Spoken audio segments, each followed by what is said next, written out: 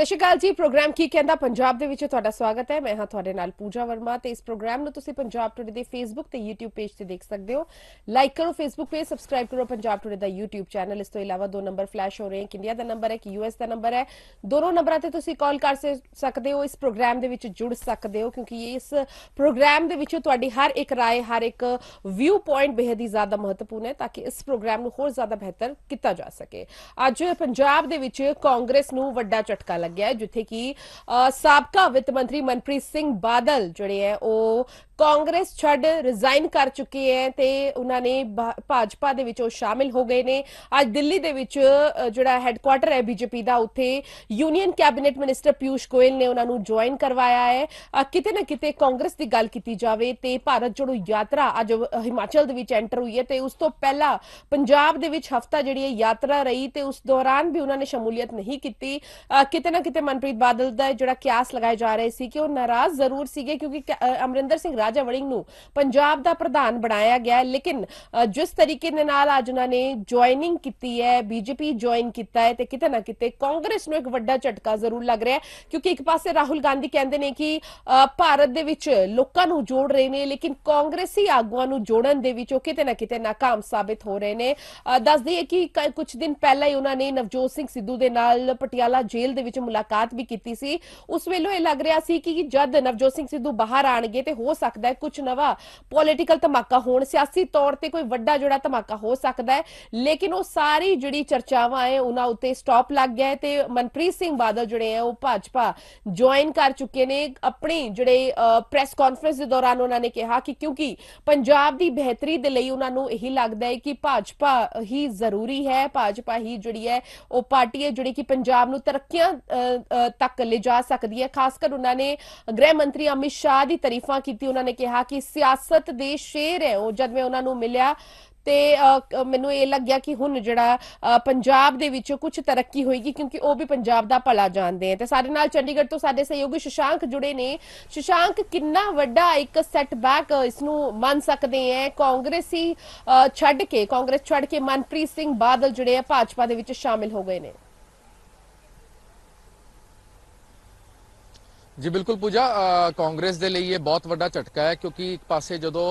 ਰਾਜਾ ਵੜਿੰਗ ਨੂੰ ਜਦੋਂ ਪੰਜਾਬ ਕਾਂਗਰਸ ਪਾਰਟੀ ਦਾ ਜਦੋਂ ਪ੍ਰਧਾਨ ਬਣਾਇਆ ਗਿਆ ਉਸ ਤੋਂ ਬਾਅਦ ਉਹਨਾਂ ਨੇ ਆਪਣੇ ਜਦੋਂ ਵੀ ਉਹ ਪ੍ਰੈਸ ਵਾਰਤਾ ਕਰਦੇ ਸੀ ਤਾਂ ਉਹਦੇ ਵਿੱਚ ਕਹਿੰਦੇ ਸੀ ਕਿ ਅਸੀਂ ਛੋਟੇ ਤੋਂ ਛੋਟੇ ਵਰਕਰ ਨੂੰ ਆਪਣੇ ਨਾਲ ਲੈ ਕੇ ਤੁਰਾਂਗੇ। ਲੇਕਿਨ ਪੂਜਾ ਦੂਜੇ ਪਾਸੇ ਅਗਰ ਦੇਖੇ ਜਾਏ ਜਿਹੜੇ ਵੱਡੇ ਦਿੱਗਜ ਨੇ ਜਿਹੜੇ ਪਹਿਲਾਂ ਕਾਂਗਰਸ ਪਾਰਟੀ ਦੇ ਵਿੱਚ ਸੀਗੇ, ਕਿਤੇ ਨਾ ਕਿਤੇ ਪੂਜਾ ਉਹਨਾਂ ਨੇ ਹੁਣ ਜਿਹੜਾ ਕੀ ਹੈ ਬੀਜੇਪੀ ਵੱਲ ਦਾ ਜਿਹੜਾ ਰੁਖ ਜਿਹੜਾ ਕਿ ਅਪਣਾ ਲਿਆ ਤੇ ਪੂਜਾ ਹੁਣ ਪੰਜਾਬ ਦੇ ਵਿੱਚ ਕਾਂਗਰਸ ਕਿਤੇ ਨਾ ਕਿਤੇ ਖਤਮ ਹੋਣ ਦੇ ਕੰਗਾਰ ਤੇ ਜਿਹੜੀ ਹੈ ਨਜ਼ਰ ਆ ਰਹੀ ਹੈ। ਲੇਕਿਨ ਇੱਕ ਪਾਸੇ ਭਾਰਤ ਜੋੜੋ ਜਿਹੜੀ ਯਾਤਰਾ ਹੈ ਰਾਹੁਲ ਗਾਂਧੀ ਵੱਲੋਂ ਜਿਹੜੀ ਕੀਤੀ ਜਾ ਰਹੀ ਹੈ,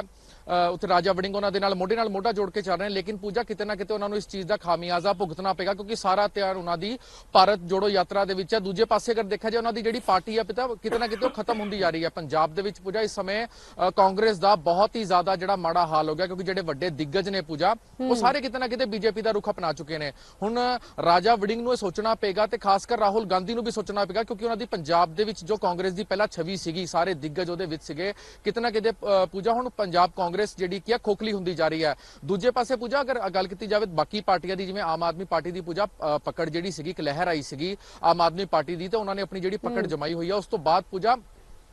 ਕਾਂਗਰਸ ਦਾ ਨਾਮ ਆਣਾ ਚਾਹੀਦਾ ਸੀਗਾ, ਲੇਕਿਨ ਹੁਣ ਉਸ ਤੋਂ ਬਾਅਦ ਜਿਹੜਾ ਕਿ ਆਮ ਆਦਮੀ ਪਾਰਟੀ ਤੋਂ ਬਾਅਦ ਬੀਜੇਪੀ ਦਾ ਨਾਮ ਆਣਾ ਸ਼ੁਰੂ ਹੋ ਗਿਆ ਕਿਉਂਕਿ ਜਿੰਨੇ ਵੀ ਦਿੱਗਜ ਸੀਗੇ ਪੂਜਾ ਉਹ ਸਾਰੇ ਦੇ ਸਾਰੇ ਬੀਜੇਪੀ 'ਚ ਜਾ ਚੁੱਕੇ ਨੇ। ਤੇ ਹੁਣ ਪੂਜਾ ਕਿਤੇ ਨਾ ਕਿਤੇ ਪੰਜਾਬ ਕਾਂਗਰਸ ਦੀ ਚਿੰਤਾ ਦਾ ਵਿਸ਼ੇ ਹੈ ਤੇ ਸਭ ਤੋਂ ਵੱਡਾ ਚਿੰਤਾ ਦਾ ਵਿਸ਼ੇ ਹੋਏਗਾ ਰਾਜਾ ਵੜਿੰਗ ਲਈ ਕਿਉਂਕਿ ਰਾਜਾ ਵੜਿੰਗ ਨੂੰ ਪੰਜਾਬ ਕਾਂਗਰਸ ਦੀ ਕਮਾਨ ਜਿਹੜੀ ਕੀ ਹੈ ਥਾਮੀ ਗਈ ਸੀ, ਲੇਕਿਨ ਉਸ ਤੋਂ ਜਦੋਂ ਦੀ ਉਹਨਾਂ ਨੂੰ ਥਾਮੀ ਗਈ ਹੈ ਪੂਜਾ ਕਮਾਨ, ਉਦੋਂ ਤਾਂ ਹੀ ਜਿਹੜਾ ਕੀ ਹੈ ਕਾਂਗਰਸ ਜਿਹੜੀ ਕੀ ਹੈ ਤਿੱਤਰ ਬਿੱਤਰ ਹੁੰਦੀ ਗਈ ਹੈ। ਕਿਤੇ ਨਾ ਕਿਤੇ ਪੂਜਾ ਹੁਣ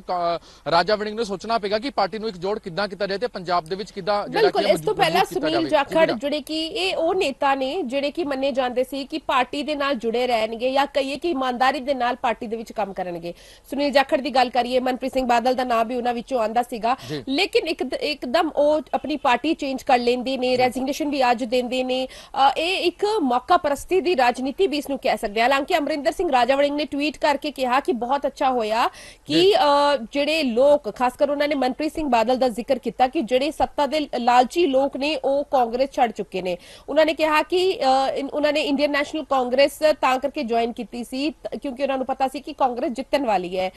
5 ਸਾਲ ਦਾ ਸਮਾਂ ਅਜਿਹੇ ਇਨਸਾਨ ਦੇ ਲਈ ਜਿਹੜਾ ਕਿ ਸੱਤਾ ਦਾ ਲਾਲਚੀ ਹੈ ਉਸ ਦੇ ਲਈ, ਕਿਉਂਕਿ ਹੁਣ ਉਹ ਵਿਧਾਇਕ ਨਹੀਂ ਹੈ ਮਨਪ੍ਰੀਤ ਸਿੰਘ ਬਾਦਲ, ਉਹਨਾਂ ਨੇ ਜਿਹੜਾ ਹੈ ਇਸ ਵਿੱਚ ਟੈਗ ਕੀਤਾ ਹੈ। ਤੇ ਇਸ ਤੋਂ ਇਲਾਵਾ ਉਹਨਾਂ ਨੇ ਇਹ ਵੀ ਕਿਹਾ ਹੈ ਕਿ ਉਹਨਾਂ ਨੂੰ ਕਾਂਗਰਸ ਦੇ ਨਾਲ ਧੋਖਾ ਕਰਨ ਦੇ ਲਈ ਮਾਫੀ ਮੰਗਣੀ ਚਾਹੀਦੀ ਹੈ ਮਨਪ੍ਰੀਤ ਸਿੰਘ ਬਾਦਲ ਨੂੰ। ਸੁਸ਼ਾਂਤ, ਇਸ ਵਿੱਚ ਹੁਣ ਸਵਾਲ ਇਹ ਬਣਦਾ ਹੈ ਕਿ ਅਸੀਂ ਸਾਰੇ ਜਾਣਦੇ ਹਾਂ ਕਿ ਰਾਜਾ ਵੜਿੰਗ ਤੇ ਮਨਪ੍ਰੀਤ ਸਿੰਘ ਬਾਦਲ ਵਿਚਕਾਰ ਹਮੇਸ਼ਾ ਤੋਂ ਹੀ ਇੱਕ ਪਰਸਨਲ ਟਸਲ ਰਿਹਾ ਹੈ, ਜਿਸ ਦਾ ਖਾਮਿਆਜ਼ਾ ਵੀ ਹੋ ਸਕਦਾ ਹੈ ਕਿ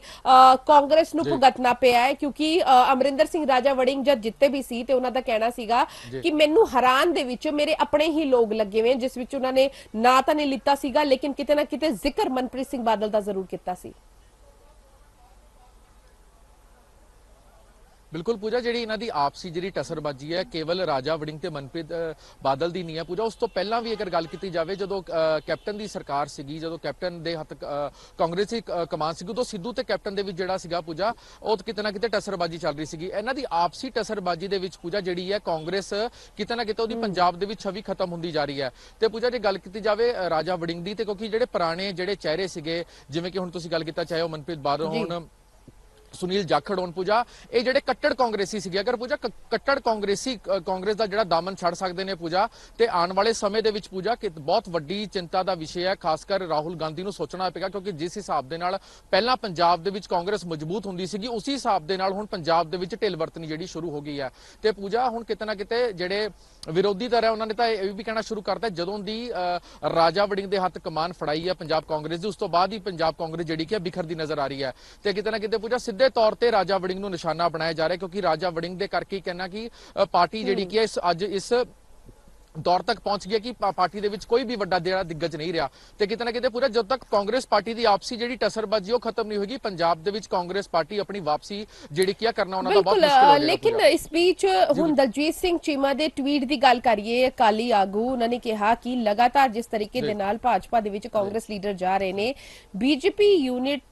ਨੂੰ ਉਹਨਾਂ ਨੇ ਇੱਕ ਅਪੀਲ ਕੀਤੀ। ਉਹਨਾਂ ਨੇ ਕਿਹਾ ਕਿ ਬੀਜੇਪੀ ਹਾਈ ਕਮਾਨ ਨੂੰ ਆਪਣੇ ਜਿਹੜੇ ਪੁਰਾਣੇ ਲੀਡਰਸ ਹੈ ਉਹਨਾਂ ਵੱਲ ਵੀ ਧਿਆਨ ਦੇਣਾ ਚਾਹੀਦਾ ਹੈ, ਸਿਰਫ ਨਵੇਂ ਜੁਆਇਨ ਕਰ ਰਹੇ ਉਹਨਾਂ ਨੂੰ ਹੀ ਨਹੀਂ ਦੇਖਣਾ ਚਾਹੀਦਾ। ਇਹ ਟਵੀਟ ਜਿਹੜਾ ਹੈ ਉਹ ਦਲਜੀਤ ਸਿੰਘ ਚੀਮਾ ਵੱਲੋਂ ਕੀਤਾ ਗਿਆ ਹੈ। ਹੁਣ ਕਿਤੇ ਨਾ ਕਿਤੇ ਸਿਆਸੀ ਤੌਰ ਤੇ ਦੇਖੀਏ ਤਾਂ ਕਾਂਗਰਸ ਜਿਹੜੀ ਹੈ ਇੱਥੇ ਪੰਜਾਬ ਦੇ ਵਿੱਚ, ਕਿਉਂਕਿ ਫਸਟ ਆਪੋਜੀਸ਼ਨ ਹੈ ਇੱਥੇ, ਸੈਕੰਡ ਆਪੋਜੀਸ਼ਨ ਦੇ ਤੌਰ ਤੇ ਅਸੀਂ ਅਕਾਲੀ ਦਲ ਨੂੰ ਦੇਖ ਸਕਦੇ ਹਾਂ ਤੇ ਤੀਜੇ ਦੇ ਤੌਰ ਤੇ ਅਸੀਂ ਬੀਜੇਪੀ ਨੂੰ ਦੇਖ ਸਕਦੇ ਹਾਂ। ਲੇਕਿਨ ਆਮ ਆਦਮੀ ਪਾਰਟੀ ਦੀ ਗੱਲ ਕੀਤੀ ਜਾਏ ਤੇ ਹਮੇਸ਼ਾ ਜਿਹੜਾ ਇੱਕ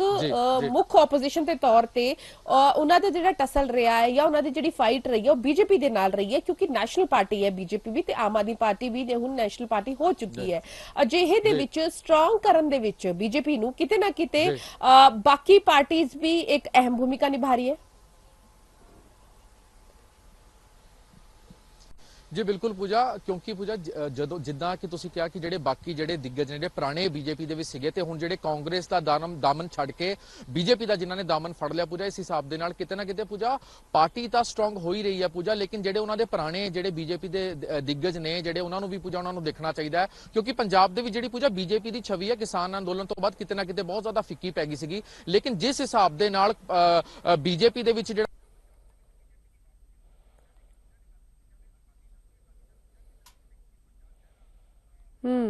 ਕੀ ਹੈ ਵੱਡੇ ਲੀਡਰਾਂ ਦੀ ਜੁਆਇਨਿੰਗ ਦਾ ਹੋਣਾ ਕਿਤੇ ਨਾ ਕਿਤੇ ਪੂਜਾ ਪੰਜਾਬ ਦੇ ਵਿੱਚ ਬੀਜੇਪੀ ਦੀ ਵਾਪਸੀ ਨੂੰ ਦਰਸਾਉਂਦਾ ਹੈ। ਲੇਕਿਨ ਪੂਜਾ ਜੇ ਗੱਲ ਕੀਤੀ ਜਾਵੇ ਅਕਾਲੀ ਦਲ ਦੀ, ਅਕਾਲੀ ਦਲ ਪੂਜਾ ਕਿਤੇ ਨਾ ਕਿਤੇ ਕਿਉਂਕਿ ਵੱਡਾ ਚਿਹਰਾ ਜਿਹੜੇ ਬਾਦਲ ਦਾ ਮੰਨਿਆ ਜਾਂਦਾ, ਕਿਤੇ ਨਾ ਕਿਤੇ ਪੂਜਾ ਬਹੁਤ ਜ਼ਿਆਦਾ ਫਿੱਕੀ ਪੈਂਦੀ ਨਜ਼ਰ ਆ ਰਹੀ ਹੈ ਅਕਾਲੀ ਦਲ ਪਾਰਟੀ। ਤੇ ਪੂਜਾ ਕਾਂਗਰਸ ਕਿਤੇ ਨਾ ਕਿਤੇ ਪਹਿਲਾਂ ਸਟੈਂਡ ਕਰਦੀ ਸੀਗੀ ਪੰਜਾਬ ਦੇ ਵਿੱਚ, ਕਾਰਗਰ ਪਾਰਟੀ ਸੀਗੀ ਪੂਜਾ ਕੈਪਟਨ ਦੇ ਸਮੇਂ, ਲੇਕਿਨ ਪੂਜਾ ਜਦੋਂ ਦਾ ਕੈਪਟਨ ਨੇ ਵੀ ਜਦੋਂ ਦਾ ਜਿਹੜਾ ਦਾਮਨ ਛੱਡਿਆ ਕਾਂਗਰਸ ਦਾ, ਜਦੋਂ ਦਾ ਉਹਨਾਂ ਨੇ ਬੀਜੇਪੀ ਦਾ ਦਾਮਨ ਫੜਿਆ, ਉਸ ਤੋਂ ਬਾਅਦ ਕਿਤੇ ਨਾ ਕਿਤੇ ਪੂਜਾ ਬਿਖਰਦੀ ਨਜ਼ਰ ਆ ਰਹੀ ਹੈ। ਤੇ ਪੂਜਾ ਜੇ ਗੱਲ ਕੀਤੀ ਜਾਵੇ ਆਮ ਆਦਮੀ ਪਾਰਟੀ ਦੀ, ਆਮ ਆਦਮੀ ਪਾਰਟੀ ਤੇ ਵੀ ਲਗਾਤਾਰ ਜਿਹੜਾ ਕੀ ਹੈ ਦੋਸ਼ ਲੱਗਦੇ ਰਹੇ ਨੇ, ਕਿਉਂਕਿ ਲਾਅ ਐਂਡ ਆਰਡਰ ਪੂਜਾ ਜਦੋਂ ਦਾ ਆਮ ਆਦਮੀ ਪਾਰਟੀ ਬਣੀ ਹੈ ਉਦੋਂ ਦਾ ਲਾਅ ਐਂਡ ਆਰਡਰ ਪੰਜਾਬ ਦਾ ਬਿਲਕੁਲ ਬਿਖਰਿਆ ਹੋਇਆ। ਲੇਕਿਨ ਪੂਜਾ ਜਿਹੜੀ ਇਸ ਵਾਰ ਦੀਆਂ ਚੋਣਾਂ ਹੋਣਗੀਆਂ ਉਹ ਬਹੁਤ ਹੀ ਜ਼ਿਆਦਾ ਪੂਜਾ ਟੱਕਰ ਵਾਲੀ ਚੋਣਾਂ ਹੋਣਗੀਆਂ, ਕਿਉਂਕਿ ਇਸ ਵਾਰ ਸਾਰੀਆਂ ਪਾਰਟੀਆਂ ਆਪਣਾ ਜ਼ੋਰ ਅਜ਼ਮਾਇਸ਼ ਕਰਨਗੇ, ਕਿਉਂਕਿ ਪੂਜਾ ਆਮ ਆਦਮੀ ਪਾਰਟੀ ਜਿਸ ਗੱਲ ਦਾ ਹਵਾਲਾ ਦੇਖਿਆ ਇਸ ਉਹਦੇ ਵਿੱਚੋਂ ਸਿਰਫ ਇੱਕ ਜਾਂ ਦੋ ਚੀਜ਼ਾਂ ਜਿਹੜਾ ਕੀ ਹੈ ਉਹ ਆਮ ਜਨਤਾ ਨੂੰ ਦੇ ਪਾਈ ਹੈ। ਤੇ ਪੂਜਾ ਬੇਸ਼ੱਕ ਹਲੇ ਜਿਹੜਾ ਕੀ ਹੈ ਸਮਾਂ ਸਰਕਾਰ ਦਾ ਹਲੇ ਪਿਆ, ਲੇਕਿਨ ਪੂਜਾ ਸ਼ੁਰੂਆਤ ਦੇ ਵਿੱਚ ਉਹਨਾਂ ਜਿਹੜੀ ਆਪਣੀ ਢਿੱਲ ਹੈ ਉਹ ਜਿਹੜੀ ਉਹਨਾਂ ਨੇ ਬਹੁਤ ਜ਼ਿਆਦਾ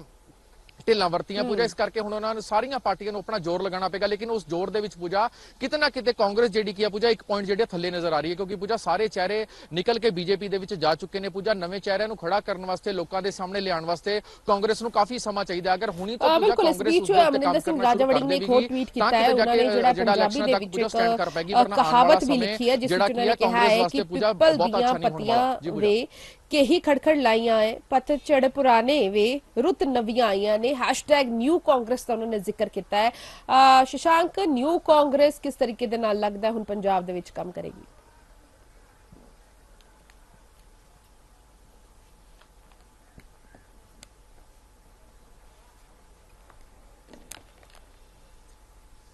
ਪੂਜਾ ਨਿਊ ਕਾਂਗਰਸ ਨੂੰ ਬਣਾਉਣ ਲਈ ਉਹਨਾਂ ਨੂੰ ਸਭ ਤੋਂ ਪਹਿਲਾਂ ਤਾਂ ਉਹ ਚਿਹਰੇ ਲਿਆਣੇ ਪੈਣਗੇ ਜਿਨ੍ਹਾਂ ਨੂੰ ਲੋਕੀ ਜਾਣਦੇ ਹੋਣ। ਜਿਵੇਂ ਪੂਜਾ ਆਮ ਆਦਮੀ ਪਾਰਟੀ ਦੀ ਲਹਿਰ ਸੀਗੀ ਤੇ ਉਹਨਾਂ ਨੇ ਵੀ ਨਵੇਂ ਚਿਹਰੇ ਖੜੇ ਕੀਤੇ ਸੀ, ਲੇਕਿਨ ਪੂਜਾ ਇੱਕ ਲਹਿਰ ਦੇ ਨਾਲ ਹੀ ਆਮ ਆਦਮੀ ਜਾਂ ਕੇਜਰੀਵਾਲ ਦੇ ਨਾਮ ਨੂੰ ਕਹਿ ਦਈਏ ਜਾਂ ਸੀਐਮ ਭਗਵੰਤ ਮਾਨ ਦੇ ਨਾਮ ਨੂੰ ਕਹਿ ਦਈਏ, ਉਹਨਾਂ ਨੂੰ ਵੋਟਾਂ ਪਈਆਂ ਤੇ ਉਹ ਵੱਡੇ ਜਿਹੜਾ ਕੀ ਹੈ ਮਤਦਾਨ ਤੋਂ ਜਿੱਤ ਗਏ। ਲੇਕਿਨ ਪੂਜਾ ਕਾਂਗਰਸ ਦੇ ਲਈ ਇਹ ਕਿਤੇ ਨਾ ਕਿਤੇ ਥੋੜਾ ਜਿਹਾ ਮੁਸ਼ਕਿਲ ਹੋ ਜਾਏਗਾ, ਕਿਉਂਕਿ ਪੂਜਾ ਪੁਰਾਣੀ ਪਾਰਟੀ ਹੈ ਤੇ ਪੁਰਾਣੇ ਲੋਕ ਨੇ, ਪਰ ਪੁਰਾਣੇ ਲੋਕ ਹੁਣ ਪਾਰਟੀ ਦੇ ਵਿੱਚ ਨਹੀਂ ਰਹੇ ਪੂਜਾ। ਜਦੋਂ ਦੇ ਰਾਜਾ ਵੜਿੰਗ ਬਣੇ ਨੇ, ਹੁਣ ਜਦੋਂ ਤੋਂ ਨਵੇਂ ਚਿਹਰੇ ਸ਼ੁਰੂ ਕਰਨਗੇ, ਲੈ ਕੇ ਆਣਗੇ ਲੋਕਾਂ ਨੂੰ, ਉਹਨਾਂ ਨਾਲ ਮਿਲਵਾਣਾ, ਉਹਨਾਂ ਦਾ ਵਰਤਾਵਾ ਕਿਵੇਂ ਦਾ ਹੁੰਦਾ ਲੋਕਾਂ ਦੇ ਨਾਲ, ਇਸ ਚੀਜ਼ ਨੂੰ ਪੂਜਾ ਕਾਫੀ ਸਮਾਂ ਲੱਗ ਜਾਂਦਾ ਰਾਜਨੀਤੀ ਦੇ ਵਿੱਚ, ਕਿਉਂਕਿ ਜਿਹੜੇ ਵੱਡੇ ਚਿਹਰੇ ਨੇ ਪੂਜਾ ਉਹਨਾਂ ਦੇ ਨਾਲ ਲੋਕ ਵੀ ਉਸ ਹਿਸਾਬ ਦੇ ਨਾਲ ਜੁੜੇ ਹੁੰਦੇ। ਜਦੋਂ ਕੋਈ ਵੀ ਵੱਡਾ ਦਿੱਗਜ ਜਦੋਂ ਕਿਸੇ ਪਾਰਟੀ ਨੂੰ ਛੱਡ ਕੇ ਵੱਖਰੀ ਪਾਰਟੀ ਦੇ ਵਿੱਚ ਜਾਂਦਾ ਤੇ ਲੋਕ ਵੀ ਕਿਤੇ ਨਾ ਕਿਤੇ ਉਹਨਾਂ ਦੇ ਨਾਲ ਚਲੇ ਜਾਂਦੇ ਨੇ, ਤੇ ਨਵੇਂ ਲੋਕ ਲੈ ਕੇ ਆਣਾ ਪੂਜਾ, ਦੁਬਾਰਾ ਤੋਂ ਖੜਾ ਕਰਨਾ, ਇਹ ਕਿਤੇ ਨਾ ਕਿਤੇ ਪਾਰਟੀ ਨੂੰ ਸ਼ੁਰੂਆਤ ਤੋਂ ਹੁਣ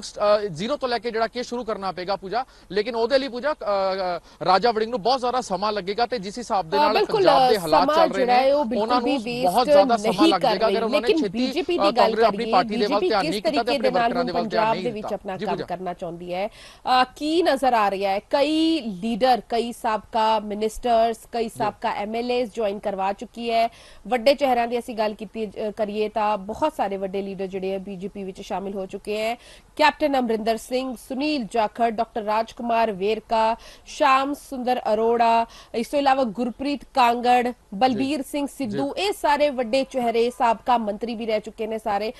ਕਿਤੇ ਨਾ ਕਿਤੇ ਬੀਜੇਪੀ ज्वाइन कर चुके हैं। हालांकि जब इन्होंने ज्वाइन किया सी तो यह मनिया जा रहा है कि विजिलेंस तो बचन के लिए ये जोड़ा है बीजेपी दे विच जा रहे हैं, लेकिन अजिहा नहीं हुआ है क्योंकि श्याम सुंदर अरोड़ा ने बीजेपी भले ही ज्वाइन की लेकिन उन्होंने उत्ते केस भी होया है तो फिलहाल वो जेल दे विच भी ने।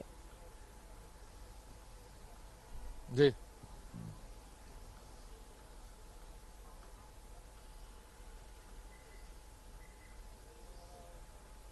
जी पूजा कितना किते पूजा अगर गल की जाए 100% अगर कांग्रेस की गल की जाए तो 75% जो कांग्रेस है वो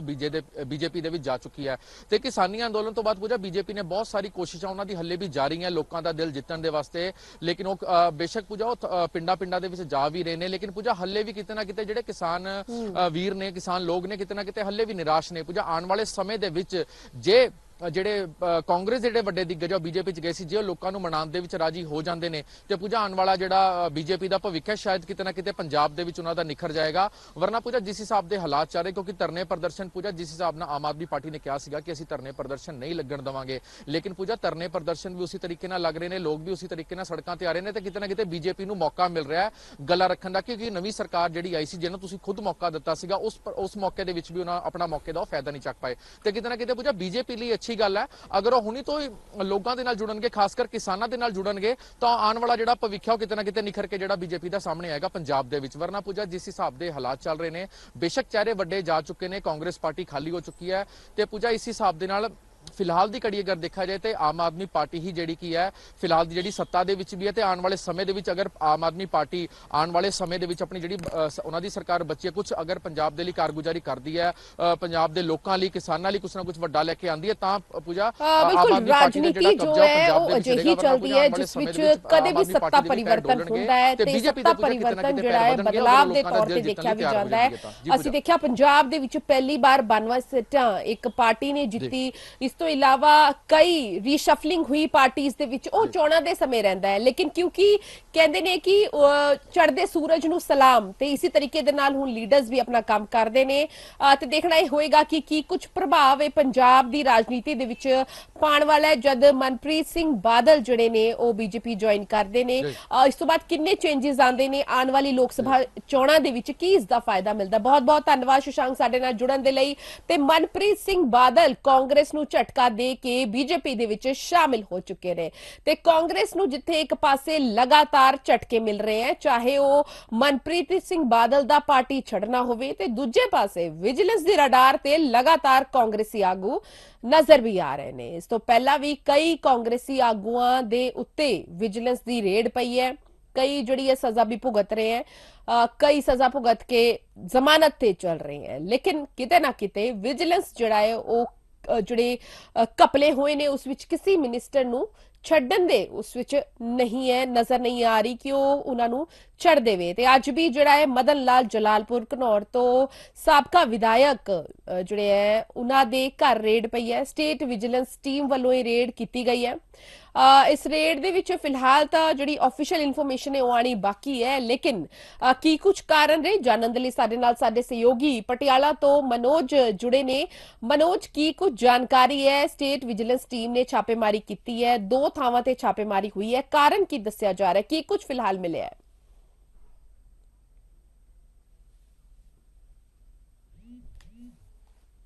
मनोज, तुहानू मेरी आवाज आ रही है?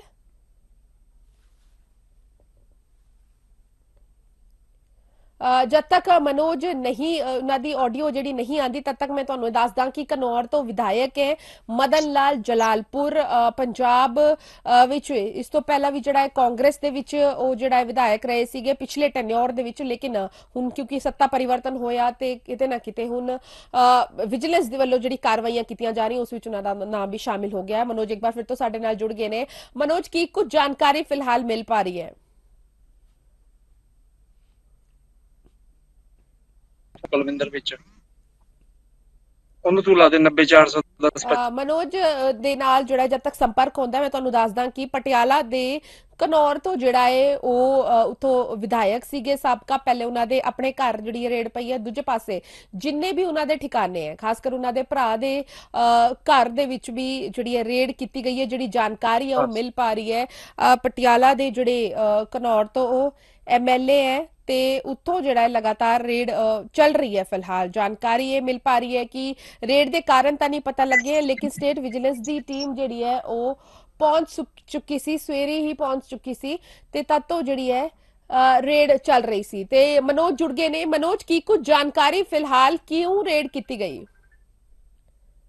जी बिल्कुल पूजा, मैं इस मकान के अगे खड़ा जिहड़ी एक महलनुमा कोठी है मदन लाल जलालपुर की, बिल्कुल पिछे तुसीं देख सकते हो कि इत्थे ही विजिलेंस के जिहड़े अधिकारी ने वो पैमाइश कर रहे हैं।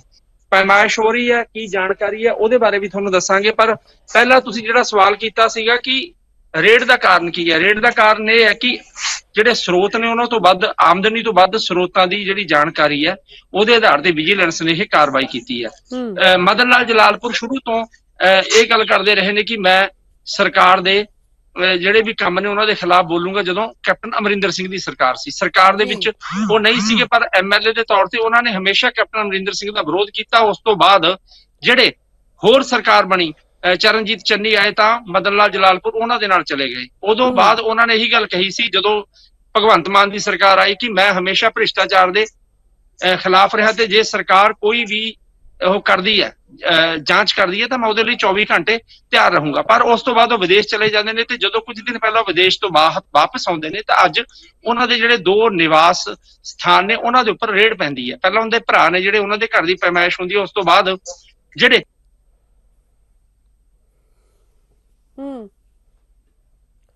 मनोज तुसीं सुन पा रहे हो मैनू? बिल्कुल तस्वीरां तुसी देखो, ये मौके की तस्वीरां है जिथे कि रेड पई है ते साडे जिहड़े सहयोगी है मनोज भी उत्थे पहुंचे हुए ने। रेड लगातार जारी है, कारण दस्सिया जा रहा है कि इनकम तो वध जिहड़ी प्रॉपर्टी है उसका ये केस है जिस दे लई मोहाली तो जिहड़ी है विजिलेंस की टीम उत्थे पहुंचदी है। विजिलेंस की टीम अपना काम कर रही है ते दस्सिया ये भी जा रहा है कि कुछ कागजात जब्त करके जिहड़े लेके गए ने कैप्टन अमरिंदर सिंह दे खिलाफ जिहड़े है वो उन्होंने आवाज चुकी सी जदों मिनिस्टर सी, जदों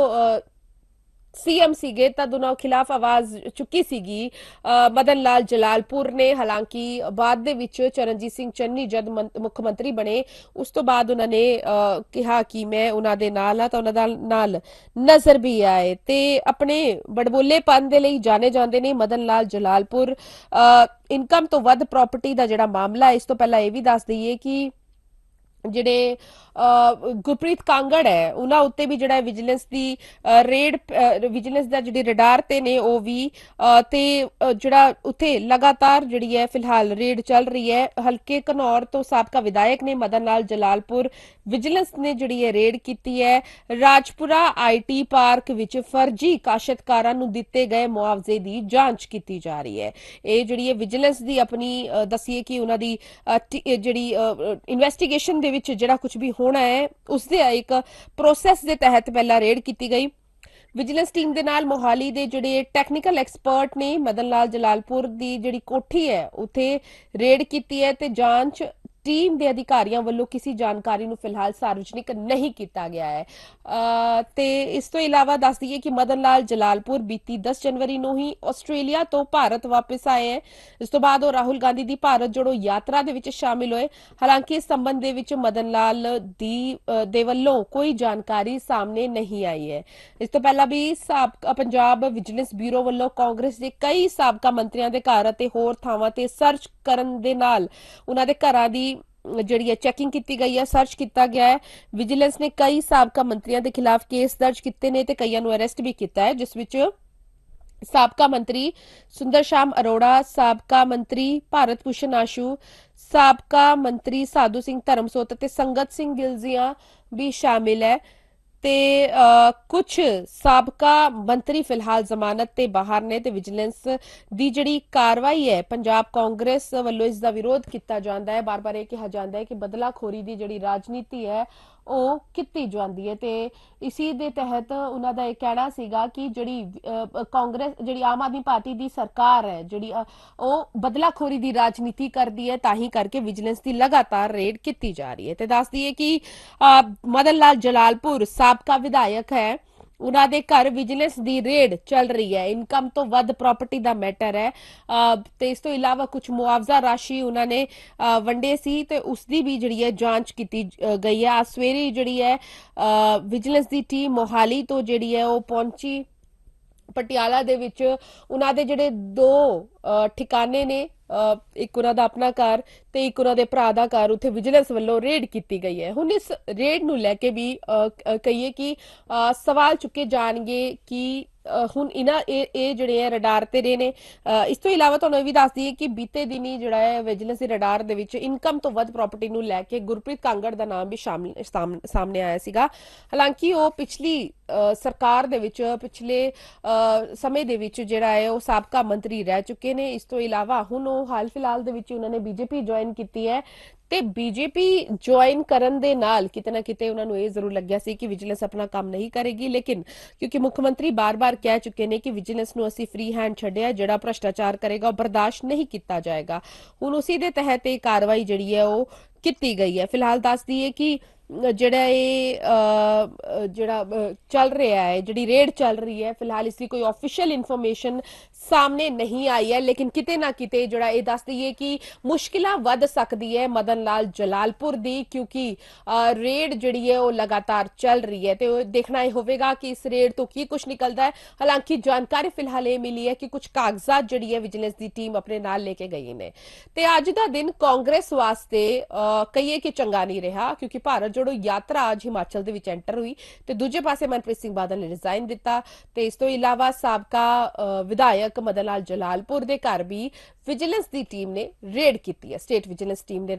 ਰੇਡ ਕੀਤੀ ਹੈ ਤੇ ਫਿਲਹਾਲ ਰੇਡ ਚੱਲ ਰਹੀ ਹੈ। ਕੀ ਕੁਝ ਨਿਕਲੇਗਾ ਆਉਣ ਵਾਲੇ ਸਮੇਂ ਦੇ ਵਿੱਚ ਪਤਾ ਲੱਗੇਗਾ। ਹੋ ਸਕਦਾ ਹੈ ਕਿ ਕਾਫੀ ਜ਼ਿਆਦਾ ਜਿਹੜੀ ਇਨਫੋਰਮੇਸ਼ਨ ਹੈ ਉਹ ਉਹਨਾਂ ਨੂੰ ਮਿਲਣ ਉੱਤੇ, ਉਸ ਤੋਂ ਬਾਅਦ ਉਹਨਾਂ ਨੂੰ ਸਮਨ ਕੀਤਾ ਜਾਏਗਾ, ਬੁਲਾਇਆ ਜਾਏਗਾ, ਜੋ ਵੀ ਪ੍ਰੋਸੈਸ ਰਹੇਗਾ ਕਾਨੂੰਨ ਦੇ ਤਹਿਤ ਉਹ ਕੀਤਾ ਜਾਏਗਾ। ਲੇਕਿਨ ਕਿਤੇ ਨਾ ਕਿਤੇ ਕਾਂਗਰਸ ਨੂੰ ਵੱਡਾ ਝਟਕਾ ਜ਼ਰੂਰ ਲੱਗਿਆ ਹੈ ਤੇ ਅੱਜ ਦੇ ਲਈ ਇੰਨਾ ਹੀ। ਕੱਲ ਫਿਰ ਮਿਲਾਂਗੇ ਨਵੇਂ ਮੁੱਦਿਆਂ ਨੂੰ ਲੈ ਕੇ, ਤਦ ਤੱਕ ਮੈਨੂੰ ਦਿਓ ਇਜਾਜ਼ਤ। ਸਤਿ ਸ਼੍ਰੀ ਅਕਾਲ।